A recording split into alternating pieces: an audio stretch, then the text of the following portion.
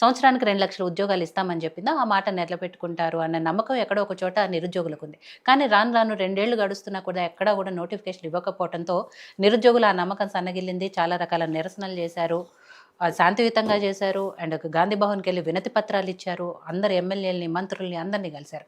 అయినా కూడా proper response రాలేదన్నారు. బట్ లాస్ట్ టైము సాక్షాత్తు రేవంత్ రెడ్డి గారే యూనివర్సిటీకొచ్చారు. సో, యూనివర్సిటీని తీర్చిదిద్దుతాను. దాంతో పాటు నెక్స్ట్ టైమ్ వచ్చినప్పుడు నిరుద్యోగులకు గుడ్ న్యూస్ చెప్తాను. ఇవన్నీ కూడా గతంలో ఆయన మాట్లాడిన మాటలు. అన్న మాట ప్రకారం సరే వాళ్ళైతే యూనివర్సిటీకి మళ్ళీ వచ్చారు. అంతవరకు సంతోషం బాగానే ఉంది.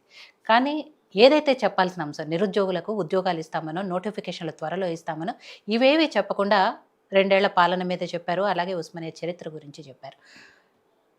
బట్ మీరేదైతే ఎక్స్‌పెక్ట్ చేశారో అంటే ఉద్యోగాలు ఇస్తామనో, నోటిఫికేషన్‌లు ఇస్తామనో వీటి గురించి ఎక్కడా చెప్పలేదు కాబట్టి ఏం చెప్పదలుచుకున్నారో దానికి తోడు గతంలో గూడా ఆయన యూనివర్సిటీకి వచ్చినప్పుడు మీలాంటి వాళ్ళని చాలా మందిని ఆస్మాన్ గాని, మిమ్మల్ని గాని, జనార్దన్‌ని గాని అందరిని గూడా అరెస్ట్ చేశారు. ఇవాళ గూడా మళ్ళా మిమ్మల్ని అరెస్ట్ చేశారు ఆయన వస్తున్న సందర్భంగా. ప్రతిసారి అరెస్ట్‌లే జరుగుతున్నాయి తప్ప మీ నోటిఫికేషన్‌లు మాత్రం రాట్లేదు. ముందుగా ప్యానెల్లో ఉన్న వాళ్ళందరికీ నమస్కారం. మేడం, ఈరోజు సీఎం రేవంత్ రెడ్డి గారు ఉద్యమాల పుట్టిగడ్డ అయిన ఉస్మానియా యూనివర్సిటీకి వచ్చారు. సంతోషం. సరే, అమరవీరుల త్యాగాలు శాశ్వతంగా అయినా సరే మా ఉద్యోగ నోటిఫికేషన్ గురించి ఏమైనా ప్రకటన వస్తుందో అని చెప్పేసి కూడా యావత్ తెలంగాణ నిరుద్యోగులు అందరూ కూడా పొద్దు నుంచి యూట్యూబ్ ఛానల్ ఓపెన్ చేసి వేయగలిగింది చూస్తూ ఉన్నారు. కానీ వారు ప్రసంగించిన 40 నిమిషాల్లో వాళ్ళ కాంగ్రెస్ పార్టీ డబ్బా కొట్టుకోవడం, వారిని లేపుకోవడం, మిగతా సమస్య గురించి మాట్లాడడం, నిరుద్యోగ సమస్య గురించి ఎక్కడా మాట్లాడలేదు.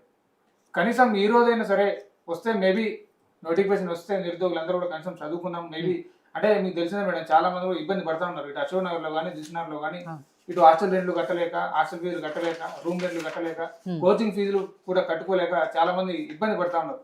సుమారు వీళ్ళు అధికారంలోకి వచ్చి కూడా 2 సంవత్సరాలు అయింది. సంవత్సరంలోపే 2 లక్షల ఉద్యోగాలు భర్తీ చేస్తామని చెప్పేసి అన్నారు. 2 సంవత్సరాలు అయిపోయింది కానీ ఇంతవరకు కనీసం 2,000 ఉద్యోగాలు కూడా భర్తీ చేయలేదు. ఇట్లా అధికారంలోకి రాకముందు నిరుద్యోగులు వాడుకొని అధికారంలోకి వచ్చి ఈరోజు అధికారంలోకి వచ్చిన తర్వాత నిరుద్యోగులను మభ్యపెట్టి మోసం చేసి ఇబ్బంది పెట్టే ప్రయత్నం చేస్తా ఉన్నారు. ఇంకోటి ఏంటంటే మేడం, ఇక్కడ ఆ రోజు అధికారంలోకి వచ్చిన తర్వాత కూడా ఏం చేస్తామని చెప్పేసి ఏం చెప్పలేదు. గ్రూప్ 2 ఉద్యోగాల భర్తీ గురించి కూడా చేస్తామని చెప్పేసి అన్నారు. ఇంతవరకు ఏం ముచ్చట్లేదు. అదే ఎస్ఐ కానిస్టేబుల్ అభ్యర్థులు కానీ, గ్రూప్స్ అభ్యర్థులు కానీ, లేదంటే డిఎస్సీ అభ్యర్థులు కానీ, పవర్ సెక్టర్ అభ్యర్థులు కానీ ఇంతవరకు ఏ నోటిఫికేషన్ కూడా ఏం ముచ్చట్లేదు మేడం. అయితే ఆ రోజు సీఎం రేవంత్ రెడ్డి గారు ఆగస్టు 25 నాడు ఉస్మానియా యూనివర్సిటీకి వచ్చినప్పుడు ఒక్క పోలీసు కూడా చుట్టుపక్కల అవపడ్డు నిరుద్యోగులు అందరూ కూడా మీరు రావచ్చని చెప్పి చెప్పడం జరిగింది. కానీ ఈ రోజు అడుగడుగున పోలీసులు పెట్టాల్సిన అవసరం ఏంది? అడుగడుగున బారికేడ్లు పెట్టినారు. ఆ రోజు మీరు అధికారంలోకి వచ్చినప్పుడు ప్రజాభవన్ ముందర ఉన్నటువంటి బారికేడ్లను బద్దలు కొట్టి ఇందిరమ్మ రాజ్యం వచ్చింది, ప్రజాపాలన వస్తుంది, అందరూ ప్రజాస్వామ్యం సమానంగా వస్తామని చెప్పిన వీళ్ళు ఈ రోజు అడుగడుగున ఎందుకు అడ్డుకుంటున్నారు? మేమే తీవ్రవాదం నచ్చలేయడం కాదు కదా. మా ఉద్యోగ నోటిఫికేషన్ కోసం మాకు ఇవ్వండి అంటే కనీసం మా వాడిపోయిన మొక్కలు చూసి మా మాడిపోయిన కడుపులు చూసినా సరే సీఎం రేవంత్ రెడ్డి గారు ఉద్యోగ నోటిఫికేషన్ గురించి ప్రకటిస్తారా అని చెప్పేసి మేము అనుకున్నాం. కానీ దాన్ని ఊసే లేకుండా ఎక్కడికక్కడ అరెస్టులు చేసి మా కొంతమంది మిత్రుల్ని ఇంకా వదిలిపెట్టలేదు తెలియదు. వాళ్ళు ఫోన్ స్విచ్ ఆఫ్ వస్తున్నాయి. కొంతమంది ఉస్మానియా దగ్గర తీసుకెళ్లారు, కొంతమంది బొల్లా స్టేషన్ తీసుకెళ్లి నైట్ అరెస్టులు చేసి వాళ్ళని ఇబ్బంది పెట్టే ప్రయత్నం చేస్తా ఉన్నారు. ఇక్కడ మేము అడిగేది ఏంటంటే ఆ రోజు మీ అధినేత రాహుల్ గాంధీ గారు చిక్కడపల్లి ఎవరికి తీసుకొచ్చారు. మీరు మంచిగా ఛాయ్ తాగించారు, బావర్చీలో బిర్యానీ తినిపించారు.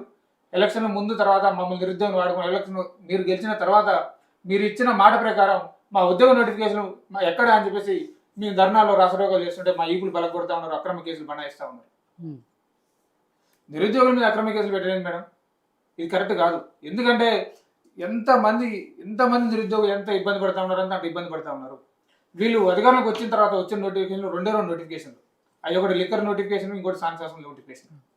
లిక్కర్ నోటిఫికేషన్తో మాకు సంబంధం లేదు కాబట్టి స్థానిక సంస్థ ఎన్నికల నోటిఫికేషన్లో కూడా కొంతమంది నిరుద్యోగ అభ్యర్థులు కూడా సరే మనమైనా నిలబడితే వీళ్ళకి బుద్ధి వస్తుందేమో, అప్పటికైనా ఉద్యోగ నోటిఫికేషన్ విడుదల చేస్తారని చెప్పేసి కూడా కొంతమంది నిరుద్యోగులు వార్డు మెంబర్లు నిలబడ్డారు, సర్పంచ్లు కూడా నిలబడ్డారు. సరే, నిరుద్యోగులు అందరినీ కూడా గెలిపేయాలని కూడా నేను ఈ ముఖం తెలియజేస్తా ఉన్నా. అయితే ఉస్మానియా యూనివర్సిటీకి వచ్చినటువంటి రేవంత్ రెడ్డి గారు కనీసం ఏదో ఒక ఉద్యోగ నోటిఫికేషన్ గురించి అయినా చెప్తాం అనుకున్నాం. కానీ దాని గురించి ఏ ఊసు లేకుండా, ఏం మాట్లాడకుండా, ఏం లేకుండా బయటకు వెళ్ళిపోయే ప్రయత్నం చేస్తా ఉంటారు. ఈరోజు అధికారం రాకముందు జియో 46 క్యాన్సిల్ చేస్తామని చెప్పినారు.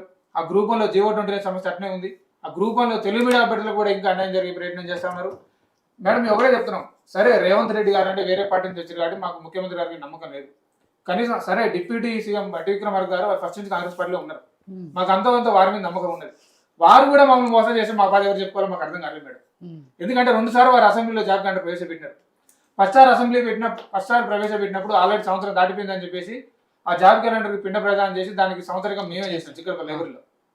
అయినా కానీ సరే ఇంకా దీని గురించి ఏం పట్టించుకోకుండా మళ్ళీ అబద్ధం మాటలు చెప్పే ప్రయత్నం చేస్తా ఉన్నారు. వీళ్ళ మంత్రులు కూడా ఒక ఆయన 80,000 ఉద్యోగాలు అంటాడు, ఒకళ్ళు 90,000 ఉద్యోగాలు అంటారు, ఇంకొక 1,00,000 ఉద్యోగాలు అంటారు. అంటే వీళ్ళకి క్లారిటీ ఉండట్లేదా? వీళ్ళు క్యాబినెట్ మీటింగ్లో ఏం మాట్లాడుకుంటారు? మంచిగా చాయ్ తాగి బిస్కెట్ తిని బయటకు వస్తారా, లేకపోతే నిద్రపోయి సోయి లేకుండా బయటకు వస్తున్నారా? అంటే మీరు ఒక పంత్రం ప్రకారం మీరు ఒక క్లారిటీ ఉండండి. ఏదైనా మా క్లారిటీ చెప్పండి. ఇక్కడ మేము అడిగే డిమాండ్, మెయిన్ డిమాండ్ ఒకటే మేడం, అసలు మీరు నోటిఫికేషన్ వేస్తారా ఇరవై క్లారిటీ చెప్పండి. ఇట్లా నైరేషన్లో పెట్టొద్దు, నిరుద్యోగులని అయోమయం గురైతా ఉన్నారు. ఒకళ్ళు వచ్చిన నోటిఫికేషన్ త్వరలో అంటారు, త్వరలో కానీ తొందరలోకి వచ్చారు, తొందరలో కానీ ప్రకటిస్తామని చెప్పేసి వచ్చినారు. ఇంకా మరి ఎప్పుడు ఇస్తారో ఏమో తెలియని ముచ్చట. 2 లక్షల ఉద్యోగాలు అంటారు, ఇంతవరకు 20,000 ఉద్యోగాలు కూడా ఒక్కడంటే ఒక్క ఉద్యోగం కూడా భర్తీ చేయని పరిస్థితి ఉన్నది ఈరోజు. రైట్.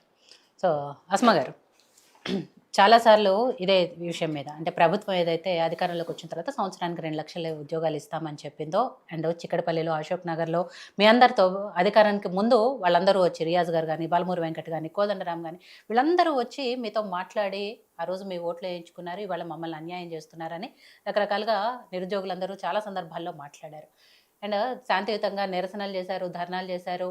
మీరైతే ఏకంగా మన జూబ్లీహిల్స్ ఉప ఎన్నికలో మీరు నిరసన తెలియజేయడానికి కంటెస్ట్ కూడా చేశారు. సో ఇన్ని రకాలుగా నిరసన తెలుపుతున్నా కూడా ప్రభుత్వం నుంచి స్పందన లేదు.